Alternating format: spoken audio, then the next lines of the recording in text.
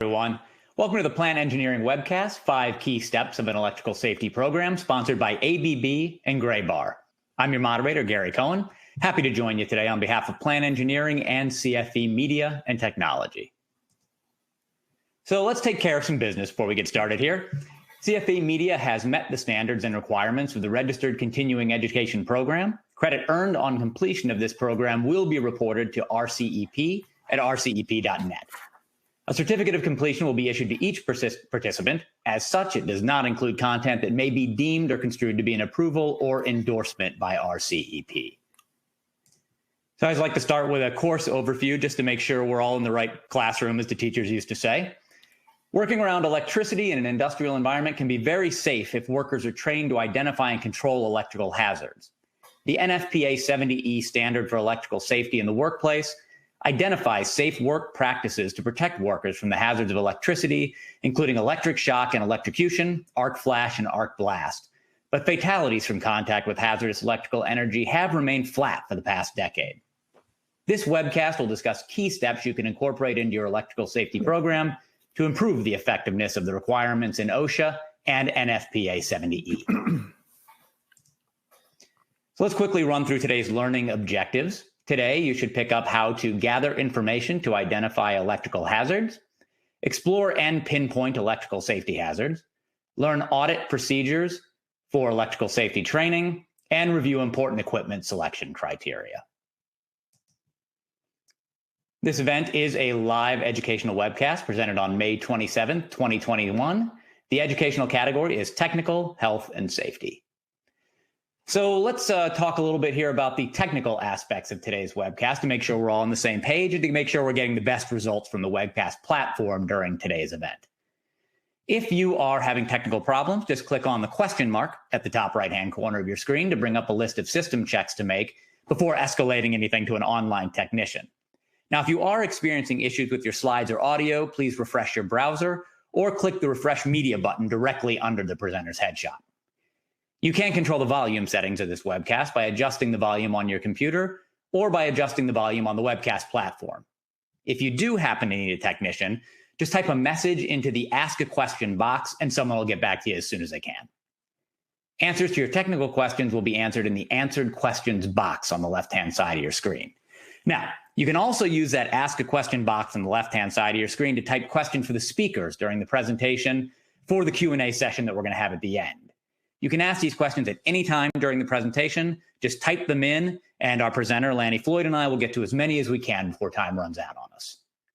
To download these presentation slides, use the Event Resources area on the left-hand side of your screen. To take the Learning Unit exam, use the Learning Unit Exam tab option on the top of your screen, and the exam will open in a new browser window. You can complete the exam after the webcast. However, the link will break when the webcast signs off. The exam will be posted with the on-demand version of this webcast. The exam is for 1 RCEP ACEC Certified Professional Development Hour. This webcast is being recorded, including the Q&A session. We'll post the archive on the Plant Engineering website in a few days, and we'll send you an email with a link to the archive once it's ready. Now we'll hear from the sponsors of today's webcast, ABB and Graybar.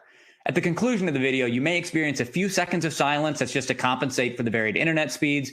Please stay tuned after the videos for today's presentation.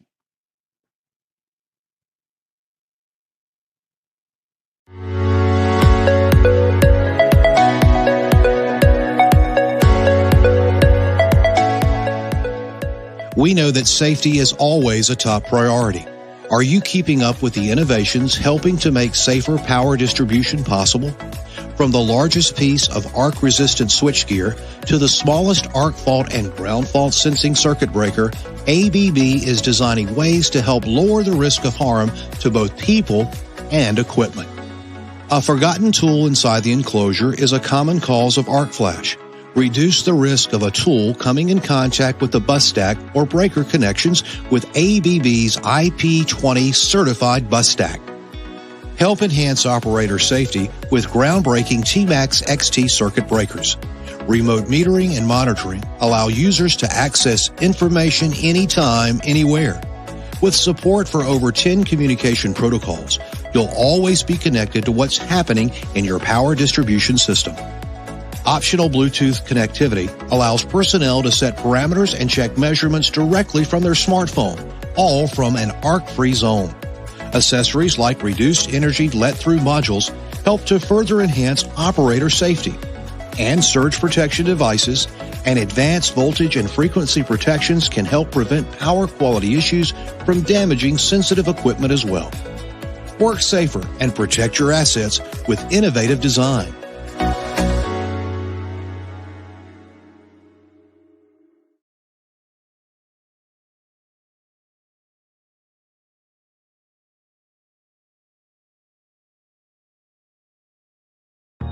The electrical equipment that keeps your plant running may also be putting your workers in danger. As your electrical infrastructure ages, it can be hard to keep up with the latest safety standards and hard to figure out how new technology gets added to your old system. Electrical safety accidents can disrupt your business, land you costly fines, or worse, harm employees. Research shows for every one fatality from electrical exposure that an estimated 300,000 risky behaviors go undocumented. The good news is Graybar can help you reduce electrical hazards in your plant by working with you to design a solution that addresses your unique safety and compliance needs. Graybar collaborates with leading manufacturers to deliver a wide range of services, from arc flash studies and remediation, lockout tagout, to personalized training. We also sell electrical safety products that include machine safety, power distribution, wiring devices, fuses, and PPE. Graybar can help you maintain the infrastructure you already have and suggest smarter ways to incorporate today's new technology. Because safety isn't a one-and-done activity, it's an ongoing journey. So no matter where you are in your electrical safety journey, Graybar can help you find and mitigate the hidden hazards in your plant.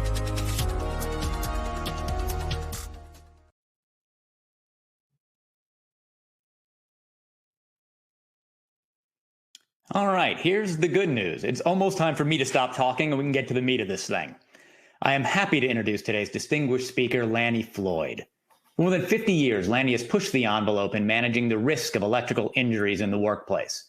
His 45-plus year career with DuPont focused on electrical safety in the construction, operation, and maintenance of DuPont facilities worldwide. His responsibilities included improving management systems, competency renewal, safe work practices, and the application of technologies critical to electrical safety performance in all DuPont operations. In 2001, he established Electrical Safety Group, Inc. to provide expert consulting in electrical safety matters. In 2013, the University of Alabama at Birmingham invited Lanny to join the faculty of the Advanced Safety and Engineering Management program in the School of Engineering. In this capacity, he created and teaches the course on electrical systems safety. An expert, consultant, author, speaker, and educator in occupational electrical safety, Lanny is an IEEE Life Fellow, a professional member of the American Society of Safety Professionals, a certified safety professional, an electrical safety compliance professional, a maintenance and reliability professional, a reliability leader, and a registered professional engineer in Delaware, Michigan, Pennsylvania, and Texas. Lanny, thank you so much for being with us today, and the floor is all yours. Well, Gary, I really appreciate the opportunity, and I want to thank you and your team at Plant Engineering and our two sponsors, ABB and Graybar, to make this webinar possible and to allow me the opportunity to share some of my experience with your listeners and viewers to help them perhaps see some opportunities to improve their electrical safety program, whether they are brand new at this, just getting started, or they have a mature and seasoned electrical safety program in place. The message that I want to, one of the underlying messages I want to convey is that you can never stop assessing the quality and looking for opportunities to continue to improve your electrical safety program. This is the agenda that I'll run through today. I want to give a little bit of background of what my vantage point in how I look at the opportunities for electrical safety improvement. I want to give some foundation around the injury and fatality context we have in the United States. Also talk about what the fundamental starting point on an electrical safety program is with compliance with the regulations, codes, and standards. But I want to make sure we understand there's opportunities to go beyond compliance. And that's what I call an effective electrical safety program. So I'm going to share with you 5 key steps. They're not the only steps, but these are 5 steps that I think that no matter where you are in your journey in establishing or improving your electrical safety program, these key steps can help stimulate an examination of opportunities to reduce risk further. And then I'll end up with one more thing to share with you. Now, Gary's already given you my background, but I want to elaborate on a couple points on this just to make sure you understand where I'm coming from. I joined the Coleman Electric Company in 1966, so I've been involved in the electrical business for more than 50 years. In 1969, I joined the DuPont Company. Some of you may be familiar with DuPont. It was founded in 1802. It's one of the oldest of the Fortune 500 companies, and it was considered a world leader in safety throughout the 19th and 20th centuries and continues today. And the reason I mention that is that 1 month after I joined DuPont, it was in April of 1969, we had a fatality, an electrocution fatality.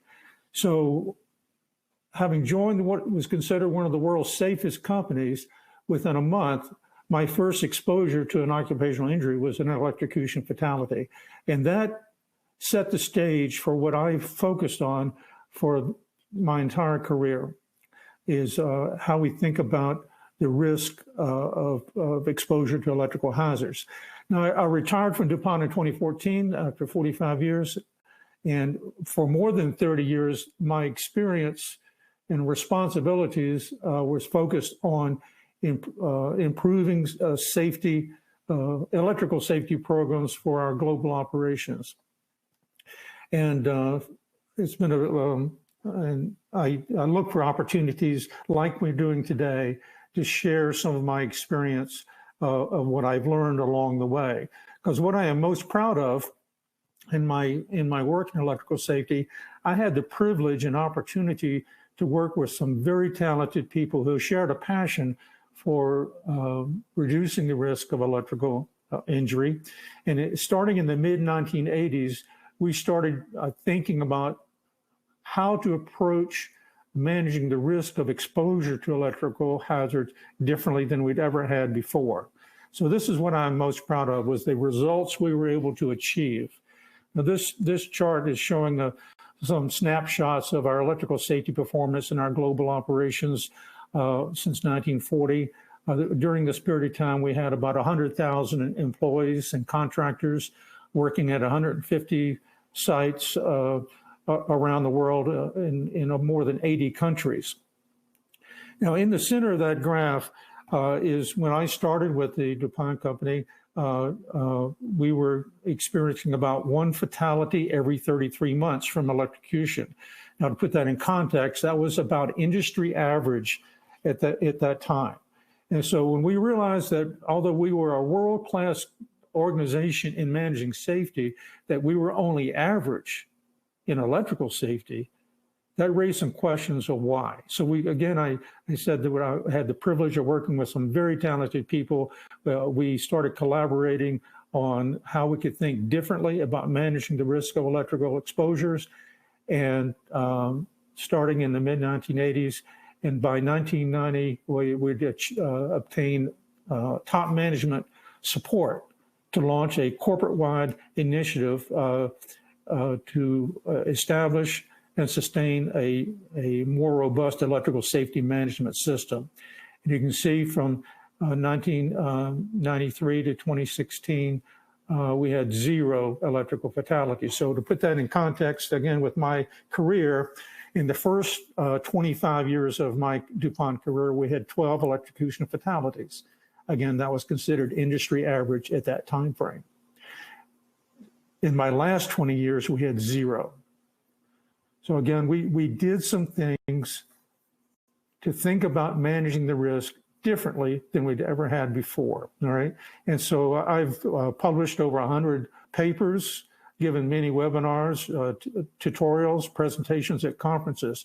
where I've looked for opportunities to share some of my experience in this journey that I've had the privilege and honor to be part of. And so hopefully you will get some things out of that experience today.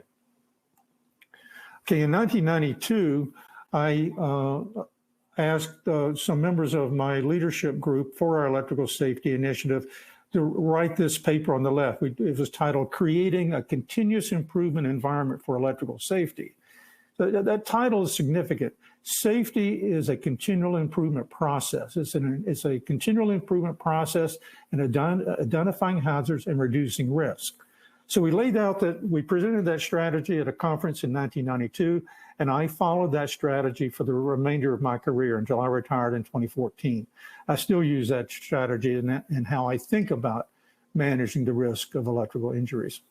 And in 2013, one of my original co-authors of that first paper, Bruce Cole, who was the only remaining person still working actively at DuPont at the time, we wrote this follow-up paper titled 20 Years Later, where we reviewed and critiqued the lessons learned we had over the previous 20 years of that strategy. If you want to get a copy of that paper, I can send you a copy.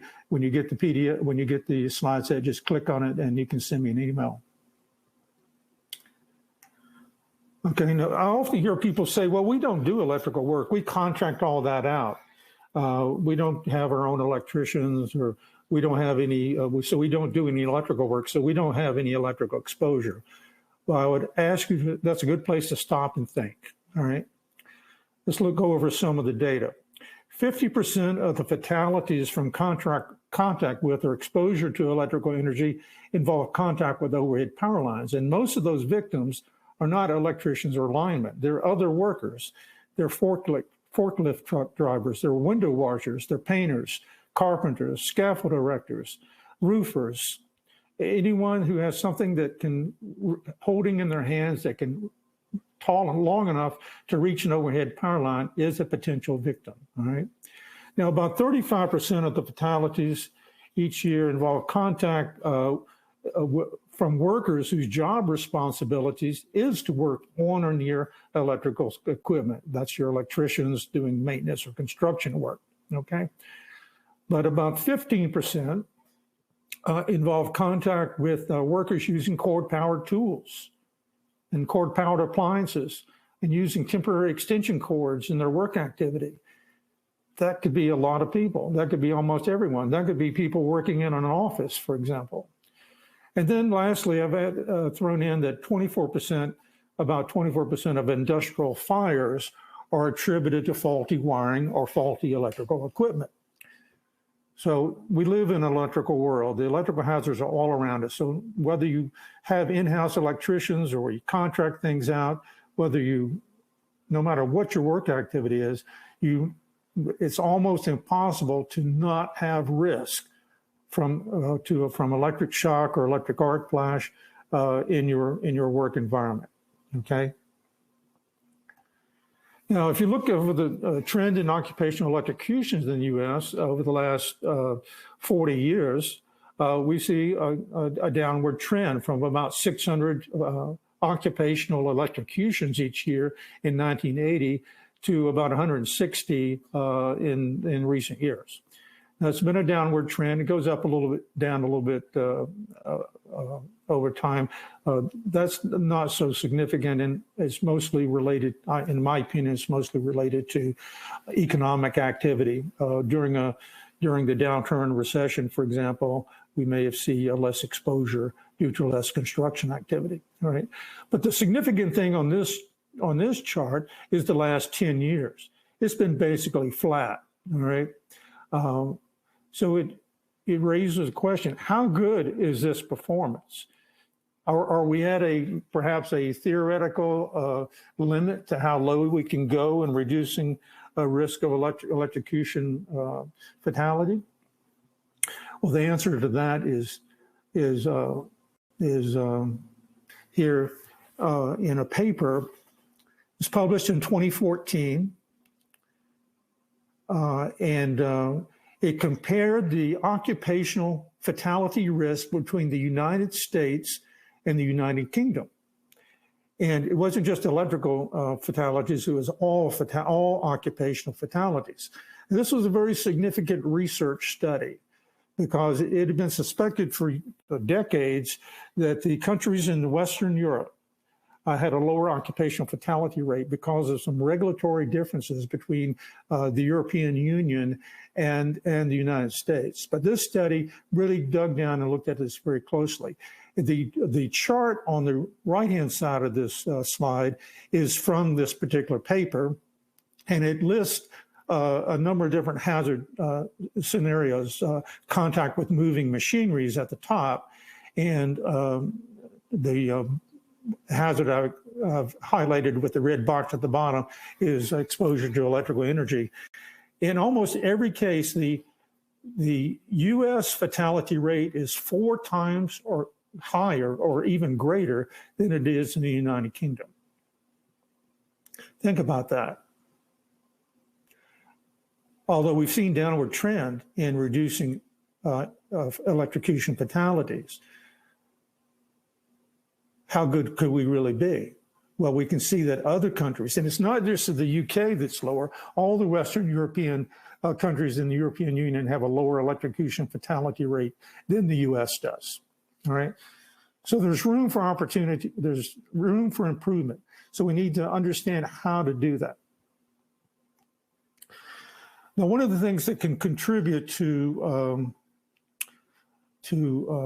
the quality, understanding the quality of your electrical safety program is to understand that electrical injuries are relatively rare. This pie chart is looking at lost time injuries that occurred in the United States in the year 2019. It was about 900,000 total. And you can see the big quadrant in the upper right is sprains, strains, and tears. In the lower right is musculoskeletal disorders. That gray area in the lower left is slips, trips, and falls at the same level. Now, those 3 hazard scenarios make up about 2/3 of the lost time injuries that occurred in the U.S. in 2019, but they have very low likelihood of being fatal, okay? They cause a lot of injuries. They can be painful. They can be costly, but the potential for those scenarios to be fatal is very low. However, the enlargement I have in the upper right, you can see at the very top position, the 12 o'clock position, it represents the lost time injuries from electrical exposure. It's less than 0.2%, or less than 1 in 500 lost time injuries is due to contact with electrical energy. This can blind an organization to the reality of what the risk is for an electrical injury or electrical fatality, because they don't happen very often. An organization may think, oh, we're doing everything we need to do to prevent electrical injuries and electrical fatalities. But the reality may be that it's not due to the quality of your program. It's due to the fact that they don't happen very often, all right? So one of the ways to improve your electrical safety program is to understand this low frequency aspect. Now, there's a high consequence aspect to it.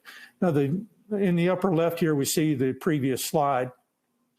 But now let's talk about the high consequence aspect. 1 out of 12 of those lost time injuries from electrical contact is fatal. That's an extraordinarily high potential for fatality from any injury. 1 in 12 lost time injuries is fatal involving contact with electrical energy. It's the 7th leading cause of occupational fatality in the U.S. And in the construction industry, it's the 2nd leading cause. And from a workers' compensation claim perspective, it's the 2nd most costly workers' compensation claim. Okay. Now, to manage the risk, compliance is the foundation. It's step 0.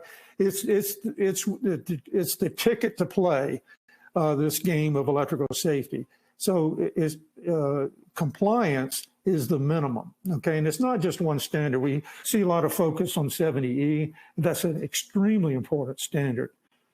But what I've shown here is on this slide is a collage of regulations, codes, and standards, the OSHA regulations, the National Electrical Code, the installation standard, the National Electrical Safety Code for utilities, NFPA 70B, which is the recommended practices for maintenance of electrical equipment, with IEEE 1584, which is the guide for doing arc flash analysis calculations, with IEEE standards on safety, maintenance, operation, and safety, and we have the NFPA 70E document. Now, what I'm showing in this slide is that all of those codes, standards, and regulations, and maybe even more than these, are input into your electrical safety program. And you need to have a process, whether it's an individual or a team or a consultant or someone that can help you build your electrical safety program that brings together these requirements to create an electrically safe work environment in your workplace, all right, to reduce the risk as low as you can. There may be other standards. For example, the International Window Washers Association has a standard that includes electrical safety requirements for window washers. So your particular industry segment or your business, your trade association may have some additional guidance that can be part of the input into your electrical safety program. But it's more than what's in the codes, regulations, and standards. The codes, regulations, and standards are the minimum requirements. So what I've shown in this slide, and there's some things I've learned over my 50-year career, is that we need to look beyond the regulations, codes, and standards into the space around them that I've listed a number of topics. And I'm not going to have time to talk about all of these today.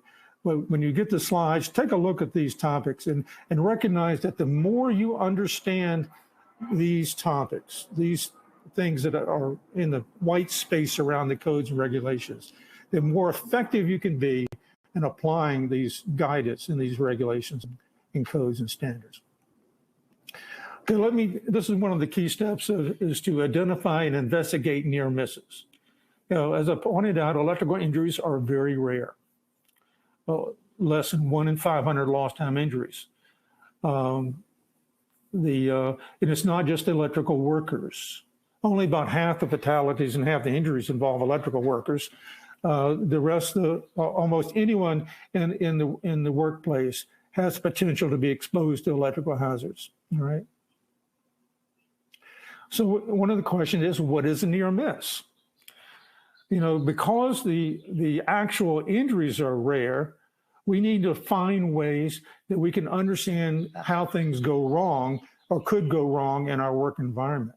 And the near misses is an aspect that provides a window into your electrical safety program that can provide invaluable information.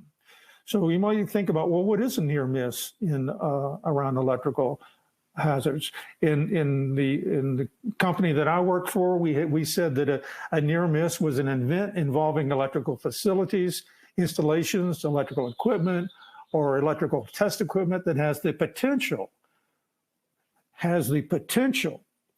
to cause an electric shock injury, the potential to cause an arc flash injury, or the potential for someone to have a reflex action from an electric shock that could cause an injury, such as a fall or a slip or something, as someone reacting to an electric shock. Now, that's the definition that we had at that time. You may have a different definition, but it's important to look beyond the actual injury. I'll give it a link here. What is an electrical injury? That's a link to a podcast that you might find very, very useful. I won't go into the details, but it was an interview with a doctor who specializes in electrical injury. Some interesting information there. So you want to investigate what controls failed. What were the things that were supposed to prevent the near miss or prevent the injury from occurring? And we want to emphasize the higher order controls that's in the context of the hierarchy of risk controls, and I'll talk about that next. The hierarchy of risk controls is a concept that's been around for more than 50 years. And it's not just for electrical safety, it's for all hazards, whether it's at work or even public safety. But this is a concept that has the basis that if you can design out the hazard or reduce the hazard through design, it's much more effective than if we have to put in procedures and apply protective clothing and that sort of thing.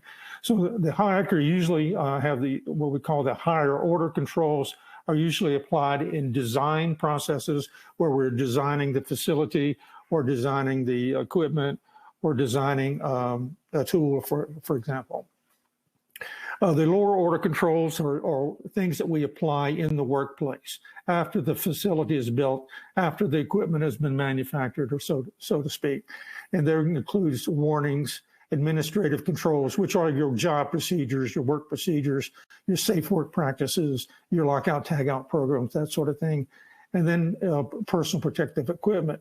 Now, on the right-hand side we illustrate that the higher order controls at the top are more effective than the lower order controls at the bottom. And it's simply based on the fact that the lower order controls are subject to human error. People may misunderstand, they may forget, they may overlook, they may miscommunicate. Those are examples of human error that makes these lower order controls less effective. It's not that they're less important. These are all important when we're thinking about how can we reduce risk. There's information that you should make sure that you have available to help you make sound, informed decisions. For example, where are the sources of credible injury and fatality data? Now, the charts I showed earlier were from the Electrical Safety Foundation International. They publish an annual report on the most recently available electrical injury and fatality data. The National Fire Protection Association, they don't necessarily make the report annually, but periodically issue a report of electrical injuries and electrical fatalities and some analysis around that. And we provided hyperlinks where you can go and get that most recent information. You need to understand who's at risk for electrical injury in your facility or in your organization. Remember, it's not just the electricians or the linemen, but it's people who may be exposed to electrical hazards in their normal routine work activity. As I mentioned, the forklift truck driver, if they're driving under an overhead power line, they may be at risk depending on what they're carrying, what they're transporting, or what elevation the fork's at, that sort of thing. Some information that's important to build consensus in your organization, buy-in from management, is a clear understanding of what your goals and objectives are. Is it to prevent injuries, or is it to prevent exposure to hazards? Those are two different objectives. They're both important, but they may be targeting different things. So you need to think about what are your goals and objectives. And how do we measure continual improvement? And I have a hyperlink there because I did a webinar with the parent organization of Plant Engineering, CFE Media, about a month or so ago, where I talked about methods to measure the effectiveness of your electrical safety program. So I won't go into the details on that here. Auditing is something that is critical for improvement, for continual improvement. And there are a number of things that you can audit. You can audit procedures. And what you're auditing is work as being done versus work as imagined. And what's documented in the procedure is what I mean by work as imagined. And if workers have found different ways, and maybe they're good, or maybe they're shortcuts and they're not good, you need to know that, all right? So auditing procedures, auditing your facilities. What's the condition of your equipment? Um, uh, you have the or is the equipment being operated properly? Is it in good condition? You need to audit your technology. Are you using the latest tools and methods and technology available for manufacturers? As we saw in the one of the opening sponsor videos, it's an example that all of the suppliers of electrical equipment today have been working hard to improve the design options that reduce risk. As I mentioned earlier, in the hierarchy controls, the design solutions are more effective than the lower order controls because they're less dependent on human error, or they're less vulnerable to human error, rather. So, one way to audit that technology is to ask your suppliers questions. What do you have today that's different? How can you help me reduce risk from our electrical exposure? And another audit is looking at external benchmarks. I gave you one earlier, the research study from comparing the UK to the US. What's your experience compared to that? All right, that's one example. Another key step in your electrical safety program is that you want to continually be looking for hazards in your operations, and not just in real time when the worker is about to open a panel, but in various situations that where you can discuss potential hazards, such as in a design review, where you're looking at the design, or you're getting ready to select some new equipment. What are the hazards associated with that equipment or with that new design plant that we're getting ready to build? What are the hazards for the electrical workers? What are the hazards for the non-electrical workers? What controls are we putting in place? What engineering controls are we applying here to reduce risk? Are we totally dependent on administrative controls and PPE? You need to make sure you're asked the question, what is the residual risk? For example, after you do a lockout tagout, you created an electrically safe work condition, you need to step back and ask, how could somebody make a mistake? What's a mistake that could be made?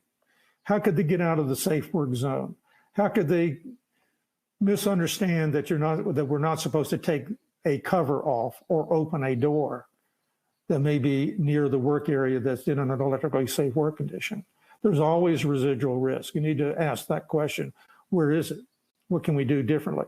And how can the risk controls fail? You can anticipate this by asking the question, how could someone misunderstand? Or how could someone miscommunicate? Or how could we fail to recognize that an additional switch needed to be locked out? Okay, in the illustration here, that hazard is obvious. Unfortunately, in the scenarios I just talked about, they may not be so obvious. Another key step is to think about how you're providing education. It's not just the electricians or workers that need to be educated. Here's an example of a manager's reaction. He asked this question, how could this have happened? We've had the best safety record in our division. We've never had a lost time electrical injury at this plant. And he was the most knowledgeable person in the crew. He had never had a recordable injury. I was not aware that my employees were exposed to a hazard with such severity. I don't understand. This is a conversation I had with a plant manager where I was involved in investigating an arc flash injury. What I really learned from that conversation is that the manager, the first line supervisor, did not understand the risk and the hazards that his employees were working with. All right. This emphasized to me that supervision and management, other maybe safety professionals, need education on electrical hazards. Maybe not the same level of education that an electrician would need, but certainly they need to understand what the risk is. We also need to think about how we're providing education to the workers who are at risk. Here's a worker that says, I've been in the electrical business for 25 years, and until today, I can honestly say that I've never understood the hazards I've worked with. He made this comment at the end of an 8-hour hazard awareness seminar. This was a seminar that was focused solely on understanding the hazards of arc flash and electric shock. It was not about the safety rules. It was not about the PPE. It was about understanding the hazard. Because what he said afterwards, he said, I've been to training classes on the OSHA requirements and on 70E. I've been to training classes on what my company's safety rules were. I had never been to a class on understanding that helped me understand what the hazards really are and how they could change my life forever. When you think about that, how do you ensure that your workers, your employees, your managers understand the risk that they or their organization may be exposed to? It's not just educating people on the rules. It's educating people on why those rules are important. Now, I'd like to end with one more thing. And that's, I mentioned bits of this earlier, and that is prevention through design, the application of the higher order risk controls. Now, I have here on the right-hand side the ANSI standard. It's ANSI Z590.3. This is not about electrical safety. This is about how to think about applying prevention through design in your facilities, okay, in your processes. Whether it's in a new facility or you're thinking about making renovations or modifications, or maybe you're doing an incident investigation and you want to think about, well, is there more than we can do than just remind people to wear their PPE, okay? So I've illustrated this slide by showing that you really need to think about bringing this standard into your mix of codes, regulations, standards, and regulations that you use to create and improve your electrical safety program. It's a way to think about reducing risk at the very beginning in the creation of the work environment. And again, there's a hyperlink here. This doesn't take you to the standard, but it takes you to the some information about to help you understand what that standard is about. I want to show you some examples of prevention through design. Now, these two photos are a switchgear. Now, on the left-hand side is it's a installation. It's fairly old, but it's still in operation. It's been well maintained. This is live front. You see fuses, switches, contactors mounted on the switch on a board, and all of that is exposed. This is a 240 volt system. Now, it's code compliant. To meet the code, all we have to do is keep the doors to this room locked and have a sign on it and control access that only people qualified and trained to work around this equipment can enter the room. All right. Now, over on the right-hand side is the type of equipment that most of us are probably familiar with, and this is dead front. All the electrical hardware is mounted inside this metal enclosure. All right. So, okay, excuse me, I was just checking something. Okay, on the left-hand side, if you want to do something such as sweep the floor, you have to do it with a qualified electrician. On the right-hand side, with the dead front, the doors closed, you would not need to be qualified electrician to run a broom across the front of the floor there. However, if you open the door in any of these enclosures, you are going to expose yourself to unguarded equipment, which would then get you sort of like what's on the left-hand side. But the metal enclosures is an example of an inherently safer design. We may be taking it for granted, but it hasn't always been that way. Here's an example of prevention through design as applied to voltage test equipment. Now, the meter on the left is actually from the 1960s. It wasn't made very long, but it was an example of a test instrument that was designed for functionality. It was highly functional, but it was highly dependent on error-free operation. It has 19 positions on the selector switch on the center. It has 8 test lead jacks across the bottom, and it has a AC/DC selector switch. If you do the math and do the calculations, there's like nearly 400 combinations set up for this multimeter, and only one setup is safe to use on measuring 480 volts, 480 volts, I'm sorry. The meter on the right is inherently safer.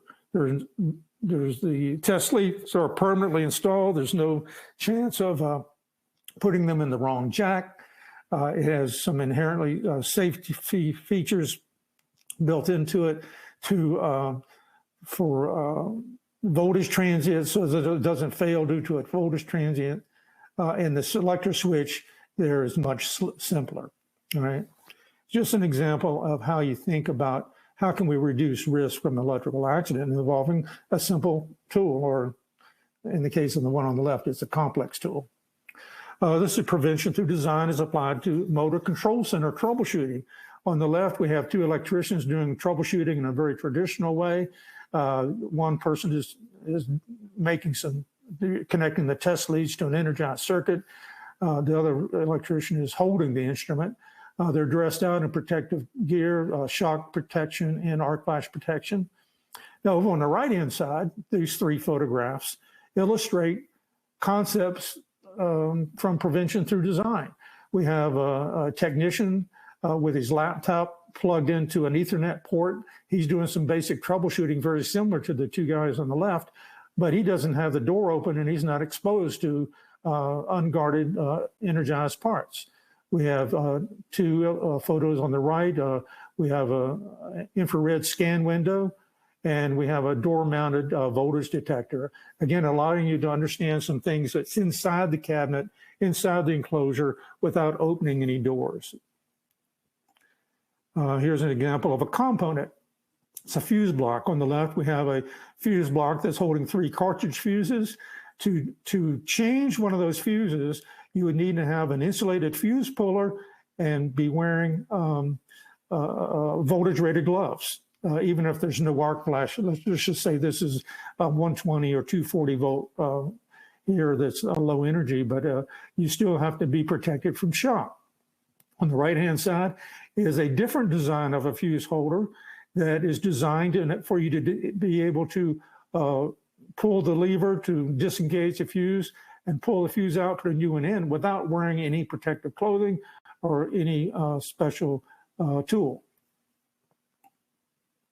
In 2008, the National Electrical Code added the requirement for the touch-safe disconnect device for ballast on fluorescent fixtures and perhaps other technology that used ballast. Previously, if an electrician wanted to change a ballast, they may have to disconnect the wire connectors as shown in the lower right there. With the addition of the touch-safe disconnect device, you don't have to worry about, you would not have to disconnect, turn off power, lock it out in order to change the ballast safely. All right, very simple design. So in summary, I'd like to just say compliance is just the foundation. An effective electrical safety program is one which in that you go beyond compliance and you have a continual improvement process of identifying hazards and reducing risk. You need to be careful that you don't get blinded by the low frequency data. If you haven't had an electrical injury for a long time, don't be blinded to the possibility that it may be due to low frequency rather than the quality of your electrical safety program. Your electrical safety program needs to be built on continual improvement. All right? It's not just for electrical workers. Everyone in your organization, in some way or another, has some exposure to electrical hazards. Certainly some is more significant than others, but everyone has some exposure. And I've talked about 5 key steps, and I emphasize they're not the only, but these are all I can have time to share with you today. And with that, I'll leave you with this quote. It's from Warren Bennis, who was a management consultant, highly regarded. I think about this a lot. He says that excellence is a better teacher than mediocrity. The lessons of the ordinary are everywhere. Truly profound original insights are to be found only in studying the exemplary. And that report I shared with you from the UK and the US is an example of some extraordinary information. Okay, I'm at the last slide. Fantastic, Lanny. That was all terrific, very informative. We're close to the end here, but we do have a little time to answer some questions from the audience. Again, anyone listening live can type questions for today's presenter in the Ask a Question box on the screen, and we'll get to as many as we can get to. Within a few days, this presentation will be available for on-demand viewing, along with a link to the quiz for potential PDH credit. We'll post the archive on the Plant Engineering website. We'll send you an email message with a link connecting directly to it and to related resources after it's ready. And Lanny, if you are ready, let's go ahead and jump into some of these questions. Okay, gotcha. Let's see. Regarding arc flash analysis, operations, and maintenance of a DC system, are there any special considerations or requirements for establishing protection zones in PPE? One of the changes that was made in the 2012 edition, I'm not sorry, in the latest edition, the 2018, I believe, edition of IEEE 1584 was to include additional guidance on doing analysis of DC systems. I would, the software systems, there are several commercial software sources of power system analysis. To my knowledge, they've all incorporated the latest guidance from the 1584. I would make sure that if you're hiring a consultant, that they're using the software tools that include that latest guidance. But the answer is yes, there are some things, and the information is relatively recent. NFPA 70 makes some reference to this in their guidance on arc flash protection on DC systems. Okay. Yeah, got it. Let's go with, are there any special considerations for 1 kilovolt level equipment? And if so, what are those? Well, 1,000 volt systems may be common in many industrial facilities. The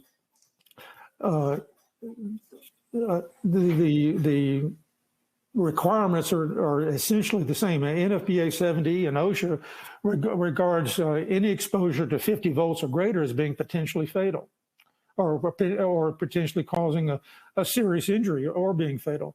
And so the 1 kV systems,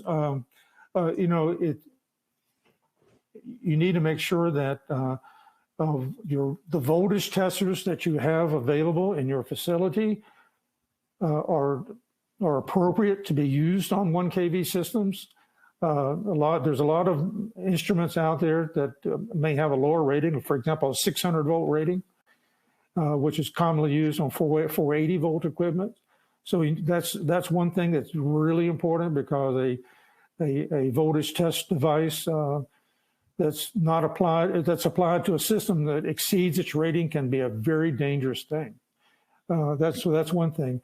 But the basic safety requirements for working de-energized, having energized work permits if you can't do that, making sure people are trained and qualified, are all the same.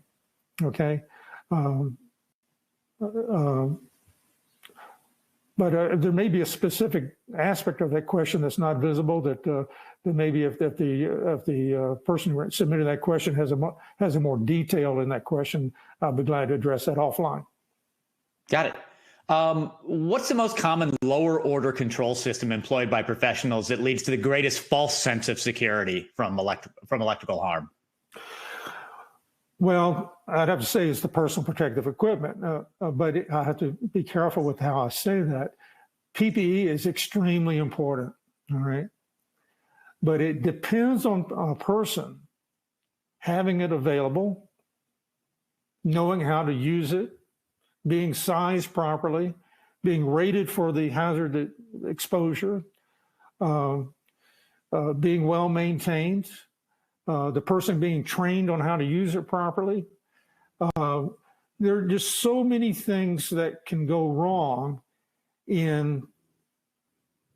with PPE that you have to be very careful to think that that's all you're depending on, if that's all you're depending on, because it may not be there at the right time, at the right rating, in the right condition when you need it, okay?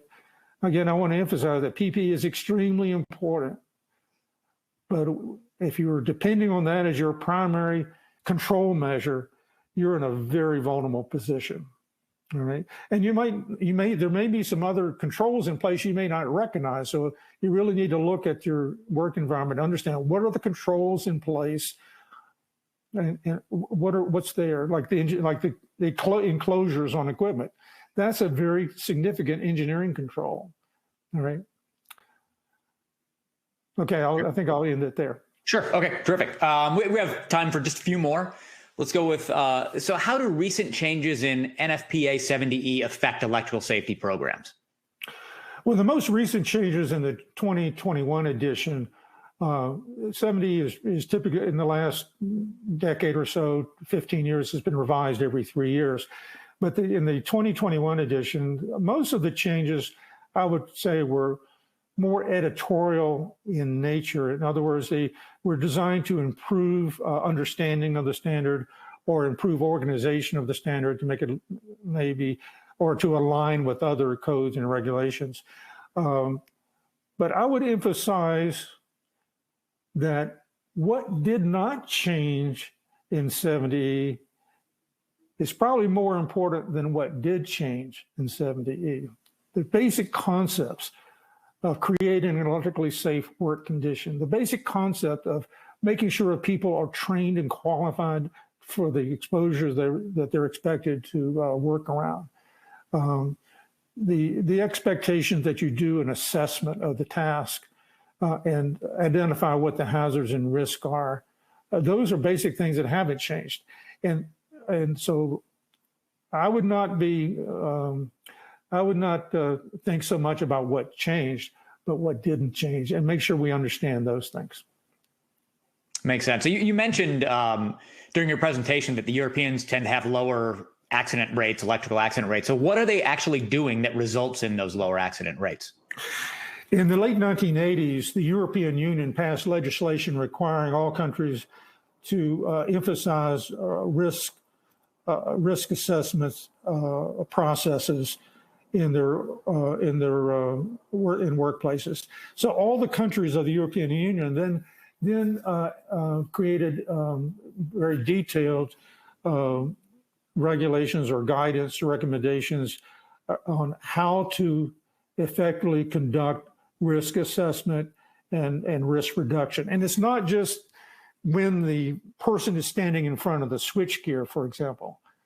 It's when you're designing the facility. It's when you're designing the components. So for example, the fuse block that I showed that was comparing the unguarded fuse block with the touch-safe fuse block. That's a European design, and that's an example of how a culture built around risk assessment during the design of a component can make a difference in how people will be exposed to risk. The answer to the question is not as simple as what I just explained it, though. There are other factors, but one of the things that is common and has been well understood, and that is the risk-based approach in Europe versus the compliance-based approach in the U.S. And if you read the article, you'll see that in a little more detail. Fantastic. Thank you. Unfortunately, that's all the time we have. We have 4 questions. Thanks to everyone here. There were a ton of great questions that came in. Obviously, we did not get to all of them. We'll try to get to as many of these unanswered questions offline as we can. Again, I want to give a huge thank you to our presenter, Lanny Floyd. Thank you, Lanny. Thank you. And also thanks to our sponsors, ABB and Graybar. Now that we're just about done here, we do still need one more thing from you. We want your feedback. So a short survey is going to pop up on your screen as soon as this webcast event ends. Please take a moment to complete it. This information is really important to us, and we use it to improve our future webcasts. Finally, on behalf of Plant Engineering and CFE Media and Technology, thank you so much for attending. This concludes our webcast. Have a great day, everyone. We'll see you next time.